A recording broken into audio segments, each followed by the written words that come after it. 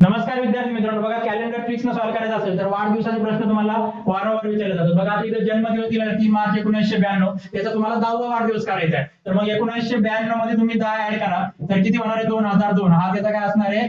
10वा वाढदिवस. या दिवशी पण तुम्हाला तिथे वार काढायचा आहे. तर बघा अशा वेळी तुम्हाला काय करायचं आहे की ते 2 वर्ष त्यातील फरक काढा. 1992 आणि 2002 यातील फरक जो येईल तो येणार आहे 10 वर्ष.